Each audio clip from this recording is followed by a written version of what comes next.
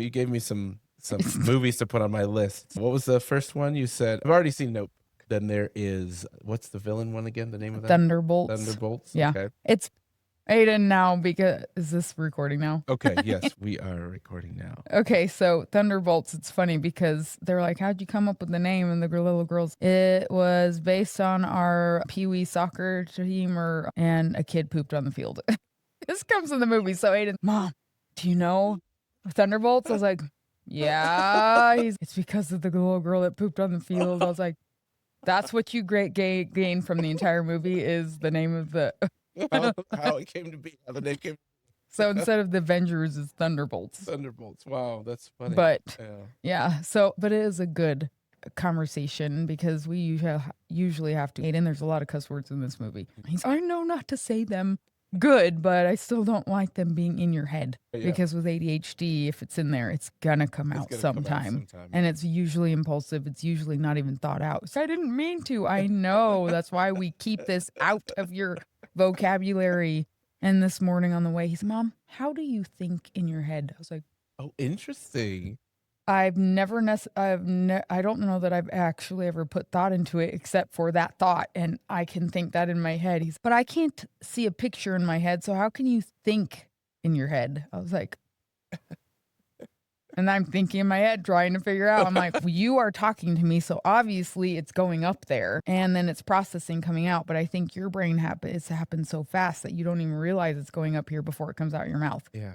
Oh, that's a good way to put that. Yeah. And so that's what I was trying to tell him. I was like, Aiden, you know how you can think in your head and do a math problem? Yeah. I was like, that's thinking in your head. Yeah. He's, but what about thoughts? I was like, that is the same thing, but he is very much math oriented, not necessarily artistic. I can't think of a picture. I have to look at a picture to draw it. And that's true. And that's actually a condition I forgot where you can't see artistically in your head. I think it's aphantasia or something. And let's see. Aphantasia is the inability to voluntarily create mental images. Yeah. Look at you with your aphantasia. Okay. Often described as having a blind mind's eye. Yes. Okay. Affecting roughly 1 to 4% of people. It is a neurovariant where individuals cannot visualize memories or imagine scenes. Often, like you said, relying on conceptual or non-visual thinking. It is not a disease, but rather a different way of experiencing the world. And then, on the other hand, isn't it the case that you can? Yeah, I can see things very well. I can close my eyes and see colors. I can it's funny because where a lot of people can do this, if you think of a lemon, your mouth will salivate. And so that's your body's way. But there's another thing. I don't remember this, but we were talking about it. But if someone says a food, then you can taste it. That is another condition. But it doesn't have to be or it could be a word. It could be like tree and you taste a banana. I don't know. Moses does that. He has a thing where he'll be like, if I say a word, he'll be like, it makes me think of this. Or makes me feel this. Or it's attached in some weird way. Yeah. And so that's why when people always say certain smells bring you back, that can be a good thing and a bad thing. Because, so example, if you were abused by someone that chewed tobacco and that mint smell that came with that, and if you smell that, that can trigger that. But the same, if you have a smell that your grandmother had at the house all the time for cooking, that's going to end up bringing warm feelings. I love fall time. Yeah? There's a smell outside when you walk outside during fall that, oh my goodness. I'm going to look for that now. It's so amazing. Is it leafy or what is it? So you might have a hard time because you have allergies. Adam struggles with this. He's like, smells do not bring memories to me because he's had allergies his whole life, so he can't smell normal. And so I think for other people, but it can be sensations too. You come out where it's frigid in the air, but and that crisp smell, it's the same thing I can smell when it's snowy. Interesting. Because it's it should be snowing because it's just that crisp, dry winter air. Wow. It's amazing. Wow. Okay. Because I know about the rain thing. Yes. I do enjoy that. But I don't know about those others. I think of leaves when I think of. Yeah, it's a little dirt smell. So send me a text when the day comes and it's fall and the breeze is blowing. It's crispy and it's folly. And you're like, go. And I'll run out and I'll dive through the door and I'll just smell the air. Yeah, and I'll smell the air. And hopefully it probably won't work so well in town. Oh, really? In town has a lot of different restaurants, and so it's pushing smells into your nostrils. That they do. You know who does that a lot is Burger King. Yeah. I think they do it on purpose. I think they have a lever and they release throw burgers the smell. on. Yeah, and they pull the lever and it just billows out of the top. As you're passing, you're like, okay, I smell burgers. And if you're a burger lover, which not so much for me, but Denise is, and so we have to get a burger. The worst place I've noticed, I don't know if you've ever passed through where Cargill is. Oh, my word. Oh, that burnt rubber or dead animal smell? Oh, no, I know that one too. That's another one. Yeah. And maybe they're among the same. I think it's the dog food factory that I'm talking about. Yeah, the dog. It's near there. It is. Yes. We're talking pretty much about the same thing. But these people, they opened a chicken store. I don't know if you've seen it. I grew up with chicken. It's supposed to be it's supposed to be more like a chicken restaurant. Oh. Where they just sell exclusively chicken. But like Chick-fil-A? Like a Chick-fil-A, but their own version. Yeah.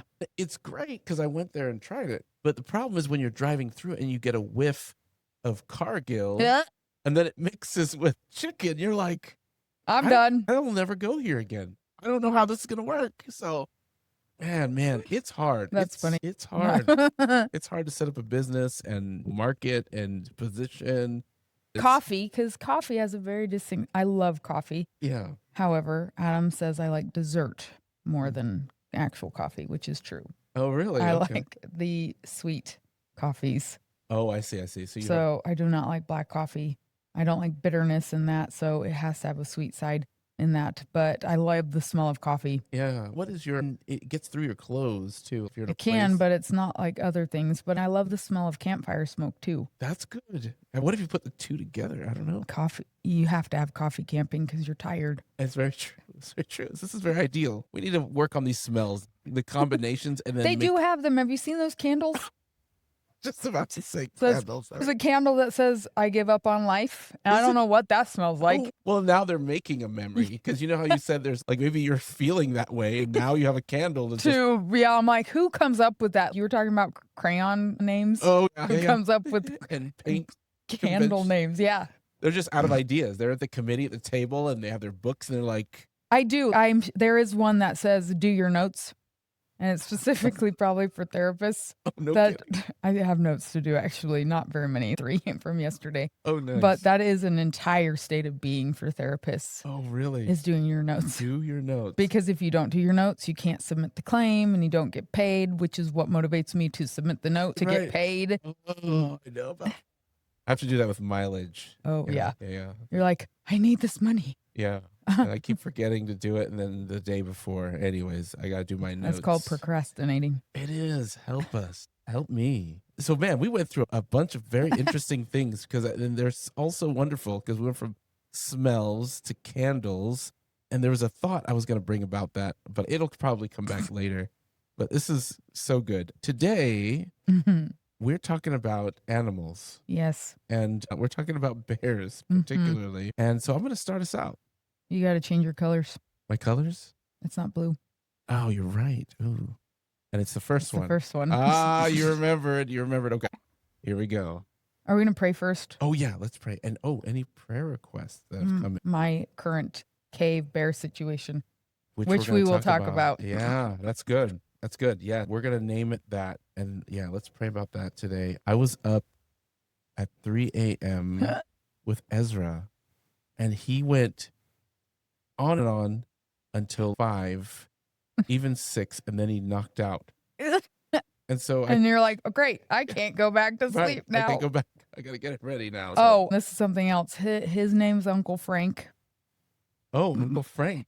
So Kaylin and Moses were talking about, I don't even know how this conversation came up, but Kaylin was like, yeah, Moses was saying, I don't remember what he was saying himself, but he said, yeah, can you imagine Ezra being a little old man and he was trying to ride Watson at her house? He kept trying to get on the dog. He was saying something, but his name's Uncle Frank.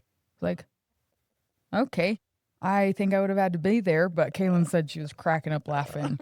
So Ezra is Uncle Frank now as this little old man. Little old man. That's just saying yeehaw on the dog. And I'm just like, that's probably not the word she used, but. That's hilarious. I'm going to have to get a picture where you make him, that filter makes him look old, little old man, and I'll send it to you guys. That's fantastic. Uncle Frank, I'll remember that. Yeah. I'll remember that. And I have an Uncle Frank in my life. I used to, but that's pretty good. That's pretty good.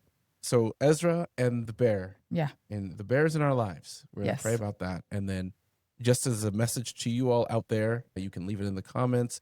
Our YouTube is back on air again. Leave your prayer requests. We'd love to pray with you, for you, and yeah. Let's pray together. Heavenly Father, we've been given another opportunity to come together, another episode. And I just think about just all of the fun we have in building these episodes and walking through some of the different seasons of our lives. And today, as we talk about bears and what those bears in our lives are, I want to invite your Holy Spirit to guide the conversation and to be with those who listen, that they would be blessed and encouraged and challenged. And so we thank you. Ask all these things in Jesus' name. Amen. Amen. All right, top one. Here it goes. Here we go. Aha.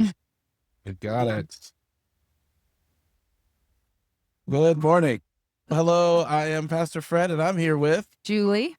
And we are hosting the show Mind, Manna, and the Maker.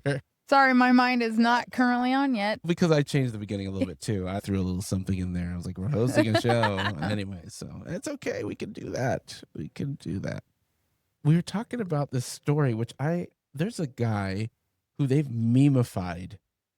And I don't know if we're talking about, so the story, I don't know if he made the story about that bear story. The bear hunt? Yeah, the bear hunt. But they've memeified this older gentleman. He's apparently, I think he's British. Yeah, he's like a British guy. Did he write that story? I think so. And then if he didn't, he does a really good job. Like I can hear it in that British accent, just makes it way more authentic.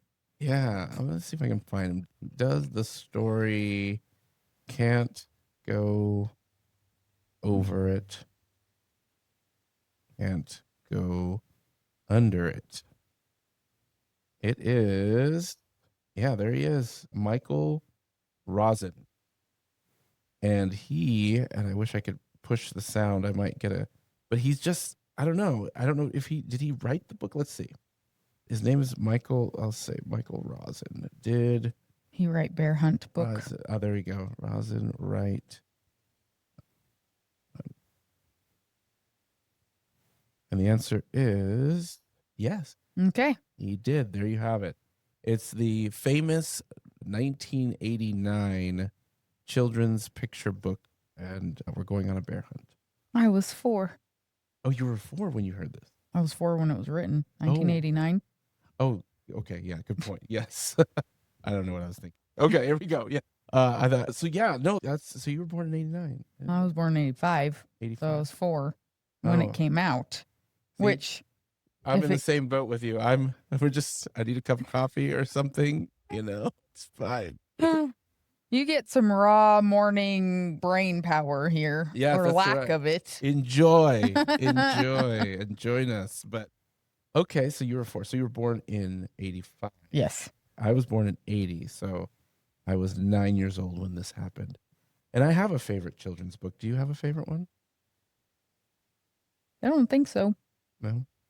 This one will make me emotional. Oh. It's pretty bad. I'm going to share it with you if that's okay. Yeah. I won't. I'll try to hold back from spare you my tears. Giving Tree. The Giving Tree. Have you heard this? I have heard of it, but I don't. Yes. I don't remember if I remember all the details of it, though. Yeah. I don't know if we'll get through reading it entirely, but I'll just give you the gist of it. And there's something about it so it's this tree, right? Here, how about this? Sounds like this could be its own episode. It could. We might do this. I'll give you a preview of the book. Yeah. And we're doing the bear one today, but the gist of this one, the Giving Tree, is just this tree. And they give this tree, what is it called? Sentient. It's a sentient tree. Oh, is this the one where it eventually can't give anymore? Yeah.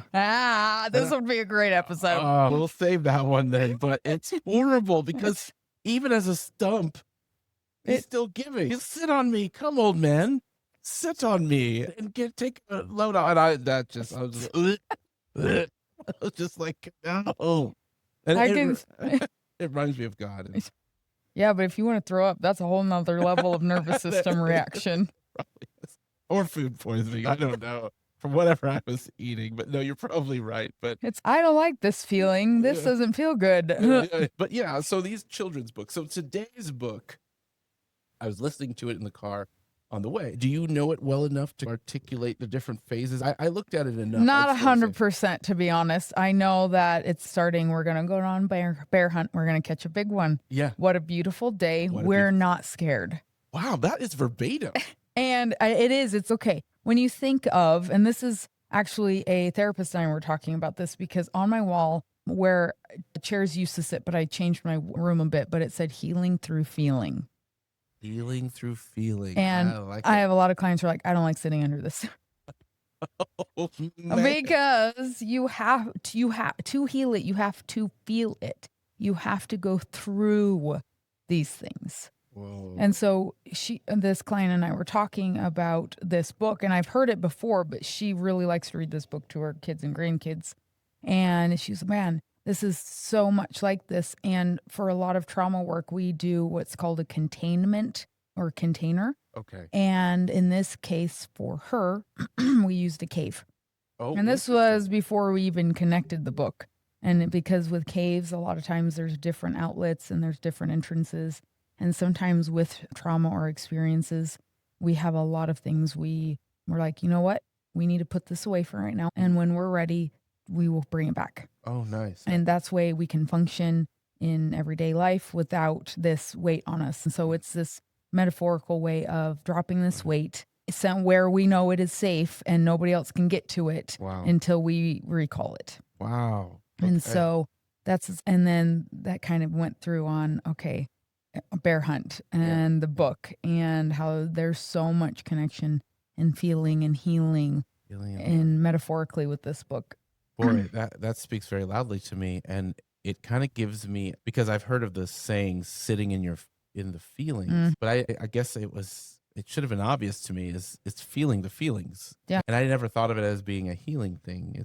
I usually try to avoid that because that's uncomfortable. Exactly. You know? Yeah. Okay. I learned something new today. So maybe you have to make occasion for that. Sit somewhere where you can just. You have to be intentional about it because otherwise our world is so full of distraction that we will end up just piling all of this crap onto ourselves and never have a place for it to heal. And I really believe this is why so many people have autoimmune disorders and sicknesses, because we have stuck this in our nervous systems without any way of getting rid of it. I think I've heard Denise talk about this, that everybody in her family just about an autoimmune disease. And she also agrees with what you're saying, that it's very much, you've given it more, like you said, stuck it in the nervous system, just let it. And that makes sense to me in here, and just living with that. Yeah. And then as you get older, what is it? Your immune system attacks you is what happens? So for autoimmune is, your immune system's attacking itself. Yeah. But what do we know about our autonomic nervous system is heart and everything up here that impacts everything. But if our nervous system, which can be part of it, but just autoimmune disorders is our immune. So it could be anything from skin conditions to nerve conditions to thyroid to Hashimoto's is a thyroid condition, hypothyroid condition. Those are immune connected. And so much of that is, I have psoriasis, very limited, thankfully, but that's an immune disorder. Oh, I didn't know. RA is also immune disorder, which my sister has. Oh, I see. And my mom has thyroid condition. Yeah. And so all of these things, if we could, now I'm sure it's not just trauma. I'm sure it's also connected to our environment and what's in our food and what's in vaccines. It's all combined. It's not just vaccines. It's not just food. It's not this, but put them all together. You have the perfect recipe for that. Makes sense. And I don't know, it's crazy how the body will do what it needs to do, or what it thinks it needs to do to protect itself, to save itself. You think of the immune system as being a good thing. but then it becomes your enemy and it's turned on you. It's like friendly fire. Yeah, we got to protect ourselves. But what if it is yourself that you're protecting you from? Yep. Which is exactly that. It's die. This is bad. Like, this is me. Yeah, Stop killing me. Yeah, you're like, please stop. Yeah, no, that makes perfect sense. And in a way, this story it's a death mission, but along the way, I think is where the lesson. But yeah, so the way I track it, and I love the way you gave it was verbatim what you said. What a beautiful day, right? Yeah. So that's something to note. And I was listening through it. It wasn't my guy rosin, but the first obstacle is grass. Yeah. And I guess it's tall grass and it's brushing against you. You can't see. It's annoying. What happens if there's a pothole in there? That happens all the time. That's a good point. Oh, man. I don't know if you've ever stepped in a pothole. Oh, and twisted my ankle. Yeah. Oh. That happens. That happened to me all the time as a kid. Oh, man. You're running. That's the worst part. Yeah. You're like, oh, it all looks flat. And then there's a gopher hole that's just under the surface. And you're like, yeah. I don't know. Have you had that later on in life? Well, not necessarily falling in holes, but definitely fall in just because I trip or I think I came in here when I fell down the stairs a few months. I talked about it on here where I just slipped down the stairs and I had a huge old bruise on my behind. Oh, I remember that. Yeah, man. Falling is so critical as you get older. Yeah. It's horrible. We don't heal as well. I know. And I don't know. Even coming out of bed or rolling out of bed. Or just bending down and pick something up. I'm like, ouch, my back. Like, I pinched a nerve or something. Man. I'll tell you, the day when all things are made new, I'm just looking forward to it. So the thing I like about this first part is the sensory. Yes. And I guess that's the big part, right? It's that I think it was just swish. Yeah.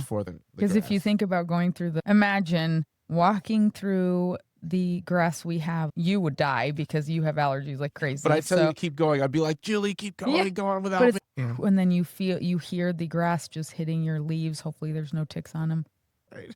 There's really bad right now. But when you go through that, and because it's really windy here in Kansas, especially you can hear that sound. That's pretty good. Okay, and I bet you're seeing this because she has the ability. Is there the opposite of that word you said? What was that word? Aphantasia. Aphantasia. The ability to just teleport to places. Probably just very creative. I don't know if there's an actual word for it, but yeah, that's cool. So I can sense it in a little, but so the sensory of going through the grass, you can't go over it, you can't go under it, and they're like, oh no. I don't know why it's an oh no. Because you don't know what's in the grass. There could be a snake. There it is. Yeah. So we're not afraid of the bear, but we're like, oh no, for going through the grass. Okay. So we're going through the grass and we come to another obstacle. And so as I was listening to this, I was like, what in each stage? It seems to get progressively worse. Yeah. Yeah. More and more hesitation on what you're getting. Yeah. Man, isn't that with life though? That's what I was thinking. I was like, I was going to ask you, what would be the grass in your life? The grassy. Okay. So for me, if we're looking because I'll just say it since we're talking about it. I don't know if I want to yet just because we're telling the story, but the bear, because to me, the bear and the cave represent a little bit of different things. Okay. So the cave is more of the emotion. Okay. And the bear is the event. Oh, that's good. Yeah. And so for me, the grass is also, the grass is more of the emotion also. Because if you're looking for the bear, that's the big event. Yeah. But the experience is through. So grass through would also be an emotion that you're experiencing. So it could be anticipation. That's good. Anticipation. Yeah. And then that pothole thing you said. Yeah. So, then you're like caught off guard. You're like, crap. Yeah. I forgot my lunch. That's good. That's a good one. I forgot my lunch. Oh, Moses forgets his lunch sometimes. Oh, why? But yeah, that's the worst. And you have to turn back around. Because grass in itself, not that big of a scary thing. Yeah. But again, if you're in a snake infested area, it could be a little bit scarier. It could be, but it's not scary enough to not go. Correct. On the bear hunt. Yeah. So it's good enough. But so you get through there's a clearing, and now there's this body of water. Yeah. And it's moving. I don't know. I've heard of people falling into the Arkansas River and it just takes them. They never see them again. It's horrible. That's scary. But I don't think it's that. No. I don't think it's that serious. No, but what's in the water is the scary piece. Yeah, and then getting wet, I don't know. Most kids like to swim. That's true. But when we went to a Pathfinder camping trip, I was young. We were in North Carolina, Cherokee, North Carolina, going to a camporee, and we had stopped on our way there to camp for a night. And we were hiking through, and there was a stream. There was a log over that. Of course, I wanted to walk over like everyone else, and I was the one that fell in.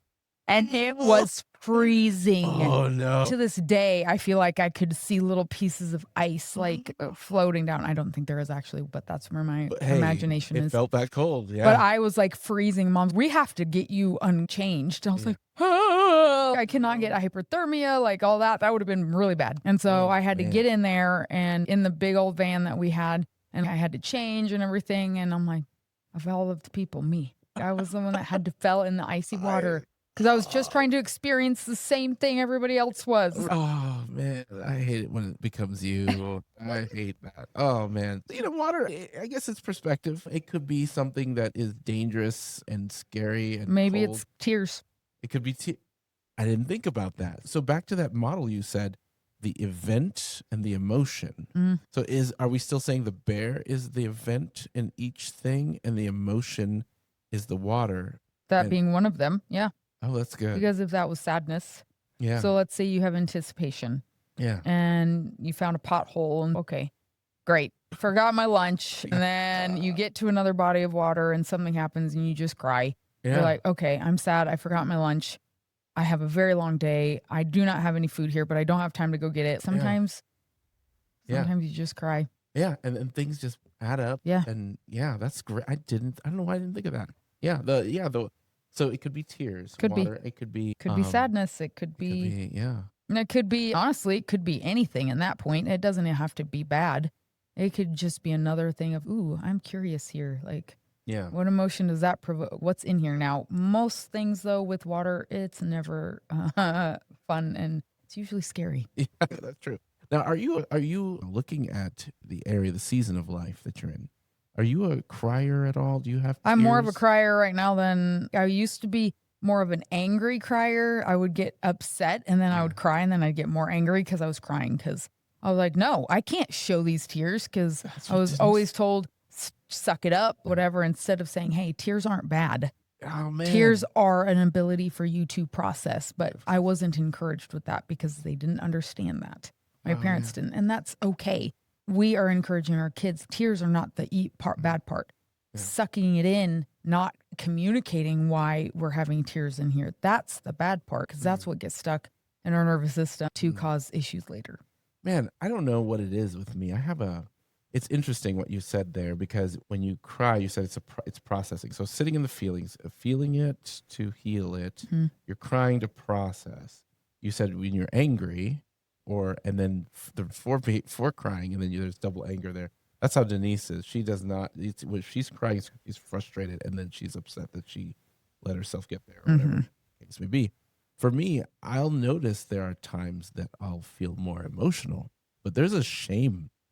But it's not. I don't remember anybody doing that. I don't remember my mom. It might not have been an intentional like, this is bad, but I think that even without. Because for me, growing up, it was like, suck it up. Rub dirt in it. Like, there's no reason to cry or I'll give you something to cry about. Oh, I know about that. Okay. So that in itself is a very shaming situation. And I don't think that was intended to be that way. I think it was, we just need to make you tough. The world is tough and you need to be able to make it through. Yeah, yeah. Oh, man. That's one way to look at the world. Yeah. But I think that if you learn to love, you're going to have a lot more positive outlook. That doesn't mean the bad isn't going to be there. It just means that you have more confidence internally to deal with the bad once it shows up. Yeah, man, it's interesting. Just like how our bodies will try to protect itself, immune system, and then go overboard.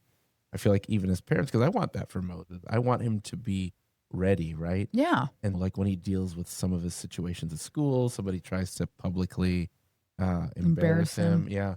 I want to give him tools, little daggers and shivs. He just pulled this one out and just 3 times, not figuratively, because there's no violence. No violence. No violence, but you want to give him, because you want to appear stoic and unaffected. So make sure you have this demeanor, and then you have your armor on. Yeah, you have your armor on. And it's like, it's easy to, yeah, you're right, armor. That's a reach back. That's pretty good. Listen to that episode. Do you remember the title of that one? It was Mask. Yeah, check that one out. But the armor, right? And so it's funny how I have to bring, Denise is good at, she's quick on her feet. And I don't know if that's their culture in El Salvador, is they'll come after you. It's easy for them to assess, because they always talk about each other, like the way they look. If you look like a certain animal, I think her dad looks like a rooster. So they call him, I forget the name for that, but they call him. What's rooster in Spanish? Yeah, that I don't, let's see. I make noises for things instead. This is how I would translate with Carol Silva when they were here, because she would speak Portuguese. Oh, yeah. And I'm English speaking. And so I would make noises to try to translate. I'm like, moo, like, because I couldn't say B for cow. Perfect. Or, like, hey, you can't go wrong with that. But every country has a different way of saying those sounds. You are right about that. So I think one of them's like kikikiri or something like that. Some weird what thing. Is that? What I've never in my sounds like a chickadee. That sounds like a bird. But wow, even the language of animals is different, interpreted differently by humans. Not everyone, I think, like China and stuff, has a different way of You just brought up something here. Okay, different cultures make different animal noises. Let's hear them. What? Let's do cats. Let's do cat. Is it meow? Okay, let's see what happens here. So meow is mostly, such as in, it says, while the M sound is common, the onomatopoeia. What was that? What did you just do right now? Onomatopoeia. What is? I don't even know what that is. It's a grammar term or an English term. Yeah. What? Hold on. It reminds me of Hawaiian language. So when we went to our senior class trip, they were like, hey, the first person that can memorize and say the state fish's name wins something. Oh, that's great. Do you know what the name of the Hawaiian state fish is? I feel like it wants to be something like, it's really long, actually. Oh, never mind then. It's humu humu nuku nuku apua. Oh, did they make a song out of that? Probably. But everyone's like, what's and I'm like, okay, I'm going to get this. I'm very not confident, competitive. Yeah. And I was like, I'm going to be the first one to say this. And so I'm like, okay. And so now to this day, it's like humu humu nuku nuku apua. And and it's stuck. You got it. Wow. So onomatopoeia for me just sounds very easy similar. For you. That's funny. You just gave that out. I was like, what? Yeah. So the definition, the formation of a word from a sound associated with what is named, like cuckoo or sizzle. So it's the description of what. So pow. Perfect. Yeah, pow. I love how in cartoons if you listen to some of the older ones. Oh yeah, bam, pow, plop, blah, yeah. And you're like, boom, if they're in love or something. Anyway, it's great. So what you said, ano, that word, such as meow in Spanish is, so they spell it M-I-A-U, meow. Okay. And then in Spanish or in Japanese, nyan, N-Y-A-N. And have you seen that little cat that he has a rainbow streaming behind him, and they have hours of video on it? Oh, I think I know what you're talking about. Cat, oh, that makes sense. Yeah, I didn't know why they said Meow cat, but now we know. And he's just floating through the universe, and it's some kind. You'll have to check it out. It's hours. They have like, I think I would go crazy. 10 hours of it. And I bet people listen to it, and somebody is getting monetized for that. That nyan cat. Nyan. Okay, that's how it sounds. But anyways, we got off track here. And I don't even know how we got here, but it's a good place to be. But so how did we get to animals? Oh, my father-in-law. Being a rooster. Yeah, which is a gallo, because his nose, he kind of has a little pointy nose, so it's like a beak, like a beak kind of thing. And so a lot of El Salvadorians, that's what they do. They go in, and if you have a stutter or a limp, they're gonna really call you out on your physical ailments. Yeah. So then if you get into a fight, that's where they'll go. Didn't they do that to the disciples, doubting Thomas? That's right. They sure did name that guy. I don't want to be named after my most memorable, noticeable trait. Flaws. Yeah, flaws. Yeah. Are there more in the Bible? Cain and Abel. Which one's known as the murderer? Yeah, Cain. Yeah, and then Sons of Thunder and others. Yeah. Goodness gracious. Yeah, guys. I wonder what people would call us. And so I think I know what people call me. Scary. Oh, gotta change that. That's so mean. Why ask Moses. Okay. Ask Moses honestly. If I am intimidating. Okay. I'll be like, how would you describe Miss Julie? Yeah. Honestly. Okay. But he's probably going to be afraid it's going to get back to me. He might. I don't know. But Kaylin's told me that her class has expressed, you have a scary mom. But I'm loud. And I'm not afraid to call it out for what it's worth. And I'm like, hey, whoa, we're not doing that. And everyone's... That's funny. I grew up in the African-American tradition. And you do present like a sister in some ways. Because you can't say that all African-Americans are present in this way.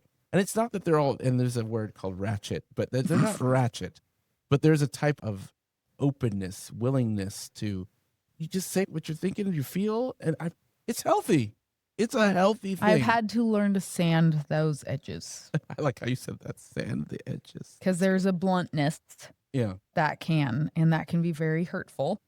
And it is, I think Aiden, we're having to teach him to sand his edges because that's the no filter of just saying what it is without working it through to say, wait, how is this going to impact others? I see what you're saying. And so there is a self-awareness, but we also need to see, okay, we need to be not so much worried about others in the aspect that we're like people pleasing, but we do need to be thoughtful of how it's going to impact others. Yeah, there's such a balance in that. And I'm coming from the other direction with that. And it's great how in the spousal dynamic, we balance and encourage and call each other up higher on that. Because I think my wife presents probably more like that, more direct. So that's cool. That is cool. And I like being around people that it is what I feel like you're like that. She's like that. You don't have to guess. You don't have to guess. Yeah. Mm-hmm. You don't have to, which is a relief because I don't have to. I grew up around people I had to figure out, are they saying this? Yeah. Are they feeling this? And that moves back to some of our other podcasts of that transactional piece. Yeah. Of the masking piece of I don't know how to act around you because are you being honest with who you are with me? Yeah. And again, I think some of it could be personality, how we're raised, all of these things. True. And that's how, to me, why all of this is, because how many people would go through the rain or the grass? Some people would be plowing through it, be like, I don't know what's in here. Like, other people are like, ooh, look, this is so pretty. Like, how does this feel? Like, ooh, it's this little flower went in here. And other people would be just rolling through it, like making an entire path. I love that. I love that you're giving some of what people could experience with going through that. Different people would handle that differently. Some people would be like, hey, I'm going to dip my toes in. Other people are like, screw this. I'm going for a bath. Yeah. I'm going to use this. Hey, how are you doing there? That was my daughter. It's funny. I was like, oh, it's not I. But yeah, so we made it through the grass, and I like the emotion with that. We went through the water. Could be deep, could be reflective, could be sad, could be tumultuous. Yeah, depends on the weather outside. Is it rainy? Is it calm? Is it sunny? You want to go for a dip because it's hot? Is it fall? So you're like, oh, it's a pretty lake. Is it winter? Yeah. Apparently it was in the story, strangely, because we're going to get to that. So because that does come up. But the interesting thing is that the self-talk is good. They're like, it's a beautiful day. Yeah. We're already giving ourselves this positive outlook. Yeah. Probably because we're like, holy crap, this is really scary. Yeah. But we're going to just give ourselves a pep talk and we're going to get through it. Yeah. It's a beautiful day. I'm not afraid. And it's like, I'm not scared. Yeah, I'm not scared. Yeah. We're trying to tell ourselves something here. Oh my goodness. So we're going through this water and we come out on the other side and we're soaking wet. It was fun while we were in it. I think the wind is kind of blowing. I mean, now it's cold. Now it's cold. And that's not where it stops. Now there's just this muddy marsh in front of us. And we're already wet. And stepping in mud, that's pretty good. That is a mud sound. I know there's this Korean group, and they do sound effects with their mouth, and they make a competition of it. They'll come up with I a think zipper. I've seen this, and they're all trying to, and everyone goes crazy, and they're dancing in the background, flipping around. Hopefully I can get a clip for you. But it's like they get the actual thing, they'll pull the zipper, and then he'll go, and then it sounds just like it, and then they go wild in the background. But that, you pretty much just did that right now. Your mud is on point. You get the pass for making mud sounds. You can, because I listen to, what's your gun sound, by the way? Oh, goodness. Every gun makes a different sound. Indeed. Whenever I'll be playing around, but I'll ask Denise, and she goes, and I'm like, wait, that sounds like a BB gun. Yeah. Oh, no, that's pretty good. See, that imagination. Or a airsoft gun. Or a paintball. You actually fixed her sound. Because I was like, that doesn't sound, it sounds like a punch. Because, I mean, a real sound is so loud. Yeah. Oh, you did the range. But that's probably more like a bomb. Yeah, but if you're like hunting, you're hunting the bear. Yeah, because you can hear the echo. That's what I was thinking. And then all the birds are like, oh, that's pretty good. Maybe we do need to know what it's like in there. I'm not sure that's safe. What can you imagine going through each of our different minds? So, in my ideal world in therapy, you have a consent form. Oh. And I really wish that there was a technology in spaces where we would have the ability to, in Harry Potter, they have a pensive where you can take out a thought or a memory and put it in this pensive, and then you could experience it. I wish therapy had something like that because, one, it would allow empathy, I think, more because I am an empathetic person. I cannot be present for everybody's experience because I haven't even experienced anything close to it. Man. And so that's hard for me. I feel terror for them and severe sympathy, but to even imagine myself in that moment, how I would feel, I can't. Yeah. Because it's so far out of the realm of what people even realize happens in life. Wow. I didn't think about that. I think that movies come close, but not even. Yeah, you watch it and you're like, holy crap, but it's still, you're displaced from it. Yeah, that's so true. You do not actually feel the emotion that they are feeling. You're just seeing it from an outside perspective. That's true. And for me, I can imagine one of the things is horrible. And so for me, this can be an event for people. Tornadoes. I have imagined a tornado ripping through our house and the kids getting stuck under it. And I am like, I have to wake myself up. I'm like, okay, where are the kids? Oh. There's no storm. There's nothing. The kids are safe. Wow. But as a parent, I can imagine that terror of actually my kids feeling alone and being that. That makes me sick to my stomach to the point I could throw up. Oh, shoot. Yeah, that's real deal. And okay. Yeah, that's a good one. Man, I think when I had something recently. Yeah, I guess the helplessness of our kids. That's a big one for me. That's a big one. Because it is. You want to take that away from them, but like you and I have talked about, we can't take away their struggles. And going on a bear hunt is so much like that. We cannot take away that journey for people. That's true. That is so true. Man, yeah. What is your bear? We're going to keep asking that throughout. What is your bear? Because we're almost to the cave. And we're going through this thing, and we're like, I'm imagining it like you do. And we're the water, the mud, we're sloshing through. You're losing your shoes because your shoes are getting stuck in the mud. Yeah. No, it's slowing you down. It's a slow trip. And it's starting to crust all over you, and you get to You need another pond. Yeah, you need another little water hole pond thing, and you're trying to rinse off, and and you come to this thing, and you're still optimistic. You're like, we're going on a bear hunt. We're still experiencing a beautiful day. Somehow. I might be a little hesitant at this point. We're still saying the words, but we might not be thinking it 100%. Yeah, and that's the thing, isn't it? You get to a place where you're just like, you're trying to be positive about something, and the journey's long, and it has these multiple phases, and it's getting progressively worse, and you're trying to do positive self-talk, and you're also being honest about that. No, you're not, because you're saying, I'm not scared, and you are. You're afraid. Like, okay, I'm maybe not terrified. I'm scared now. Yeah, but it's not the worst yet. And we come to this clearing where there's like this forest. And it's like trees. And I don't know how you are with directions, but I wouldn't. I use a GPS for everything. I do too. Even places I know how to get to. I like knowing when I'm going to get there. That's why I do it. That's why I do it. That's why I do it. I'm like, okay. I'm usually early anyway, but I like to know where I'm going. It gives me a sense of peace to know the direction, to know what time I'm getting there. Oh, isn't GPS wonderful? Hats off to you guys. I hated MapQuest. Oh, I remember that. Every one time I had to print off, or that's the one you always use to go back home every time from college. You're like, okay, get my home MapQuest back out. Oh, man. I remember. I wonder, are they still around? Probably. Let's see. You served us well. We don't like you, but you did your best. We didn't have anything else better at the time. That's right. So we thank you, but we didn't like you so much. Better than a map. Yeah, it is. It is. There is a mapquest.com.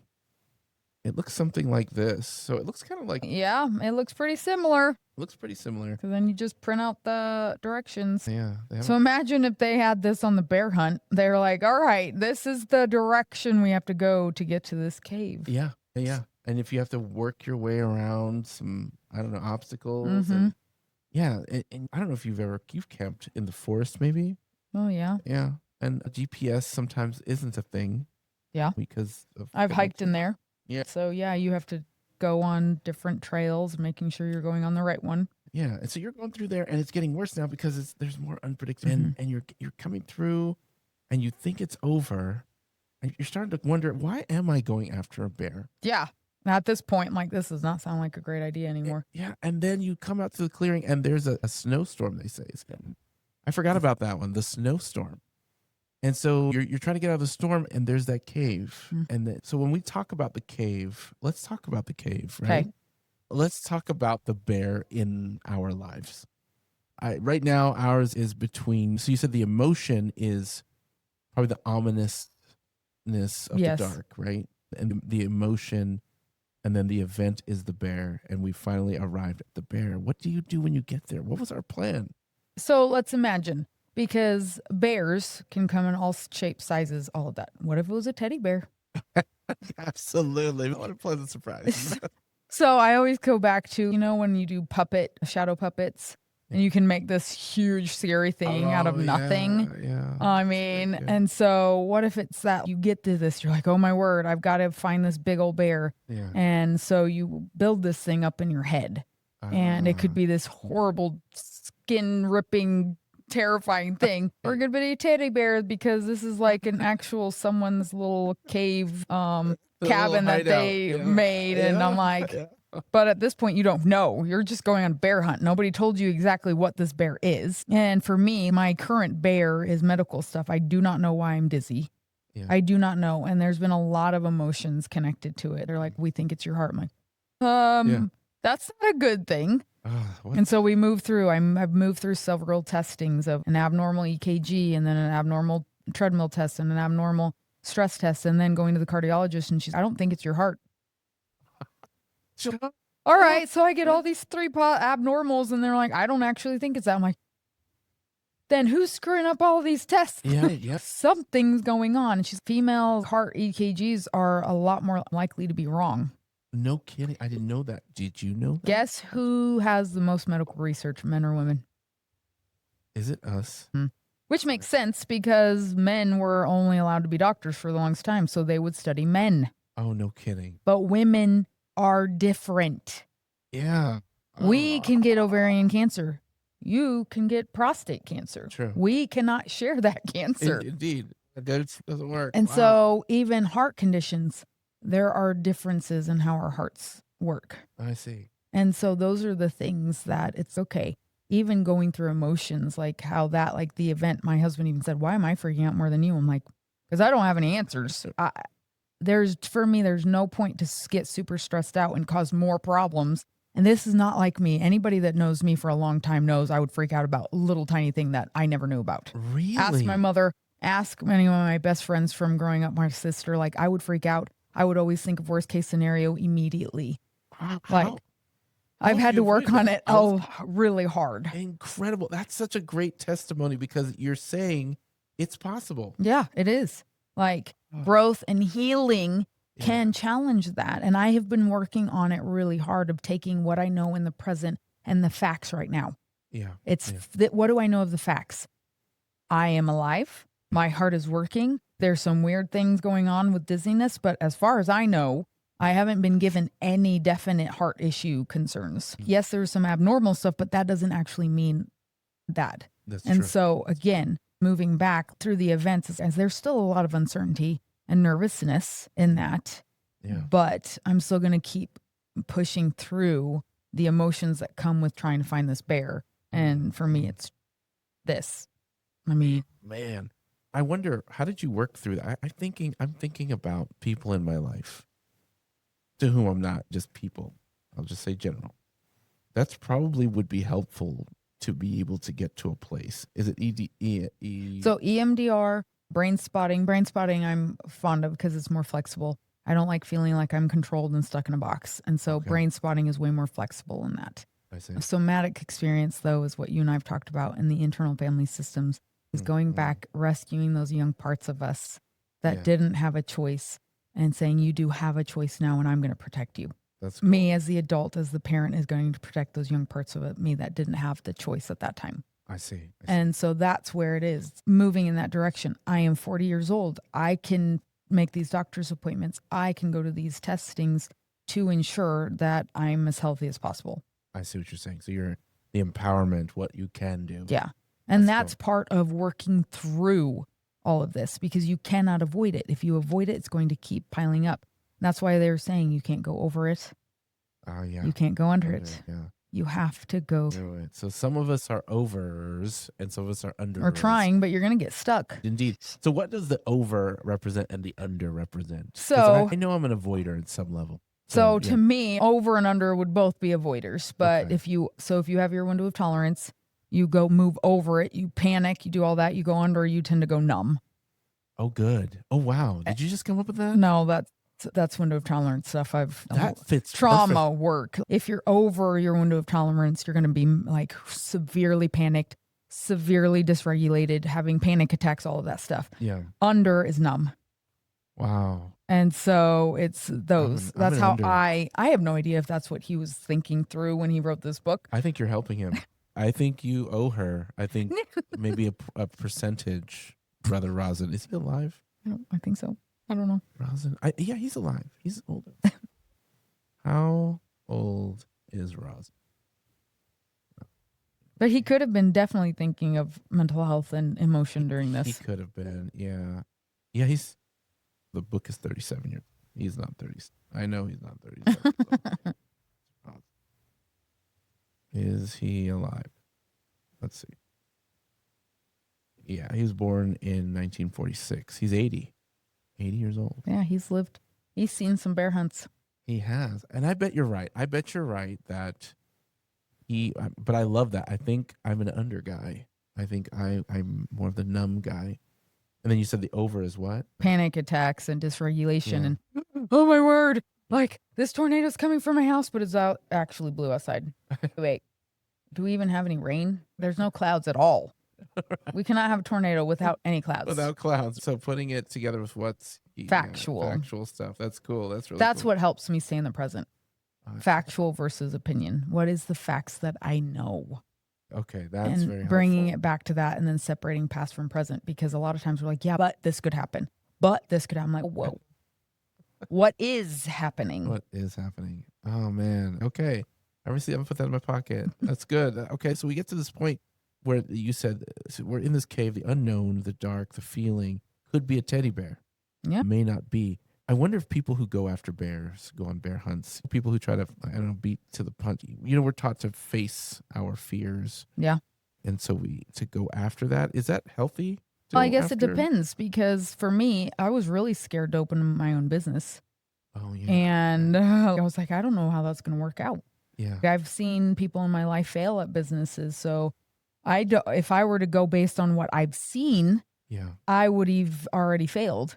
Wow. But I had to challenge, okay, I don't function the exact same way. I have a plan. I need to follow that plan. And I'm really good at following things as long as I have a template and moving in that direction. And so far, there are still hiccups along the way every single time with insurance changes and all of that stuff. But that's where faith comes in, is, Lord, please guide me. I am scared.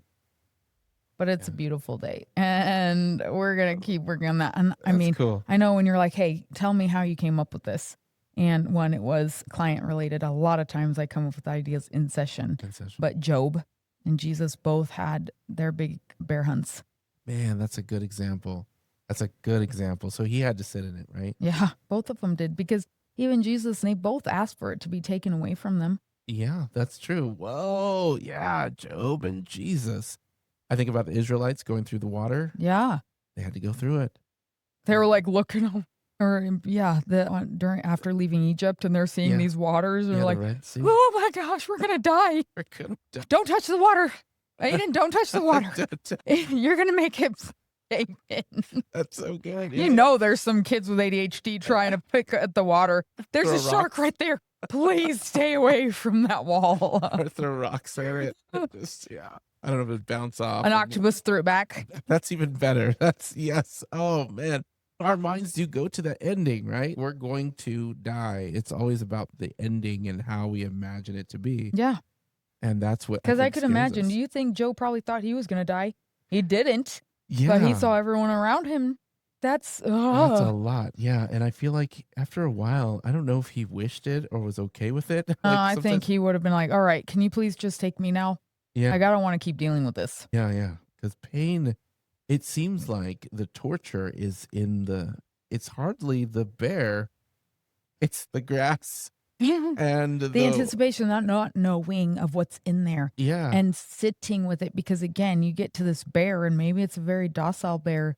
Maybe it's a teddy bear. And so you get there like, why in the world did I just go through all this? Yeah. And this is so much less intense than I thought it was. Yeah. But we couldn't get to that point if we didn't go through this. That's very true. It's very true.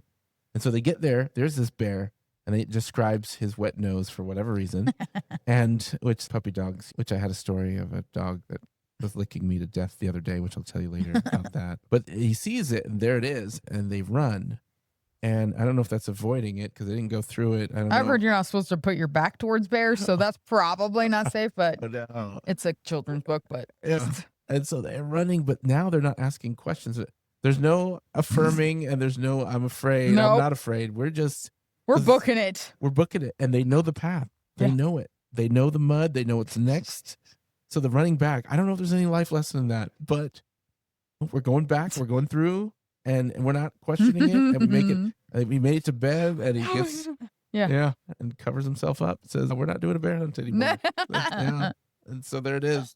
There's the ending of it. But I don't know. I want to reach out to those out there. I want to say to you as well. I'm thinking about the bears that we are facing, and how for some people it's not a big deal. For some things. Some things are bigger for other people, but it's what they're going through. Yeah. Mine is my 4-year-old, and he seems to be regressing. I think it's hard when you see other people, other 4-year-olds, and how far along they are. So my challenge would be, is he regressing, or is he just not moving as quickly as other ages?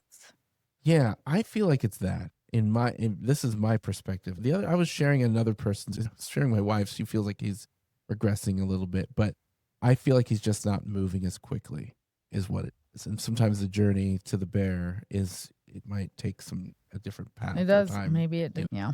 So and that's something that I'm trying to be as we're all going on a bear hunt together, and some of us are looking at it differently. The grass, what's in the grass, what's in the mud, what's in the forest, and along the way just encouraging each other and hearing it out, but listening to it, but also saying, hey, giving some perspective as well. Let's keep going.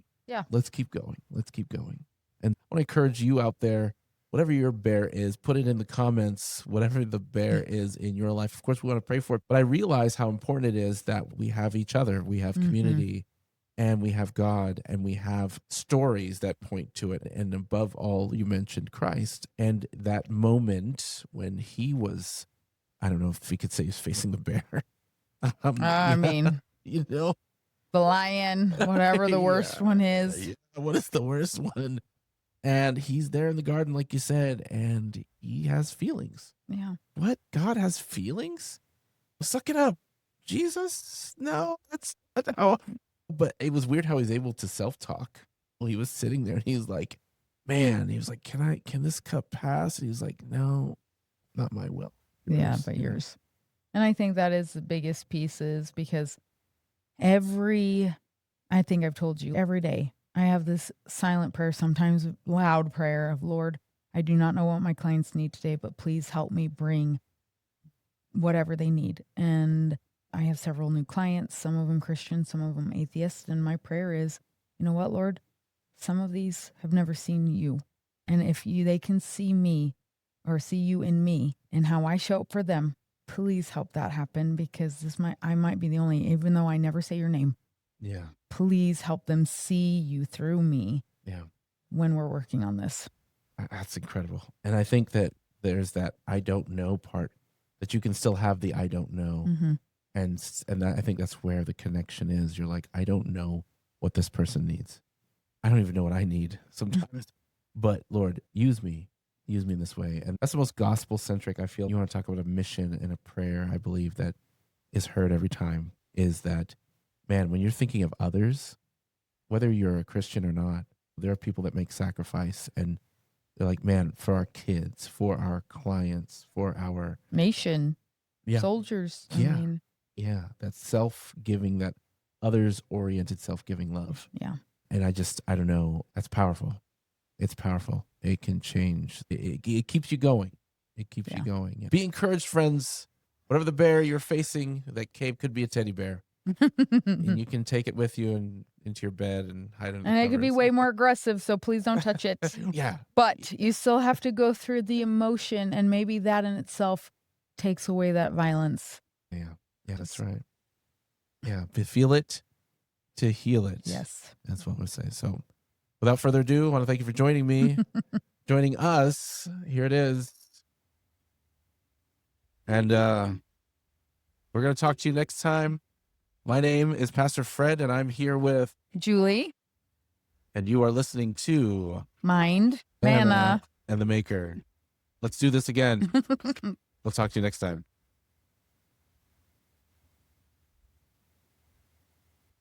The book, the other one. But I want to read that one. Okay. I don't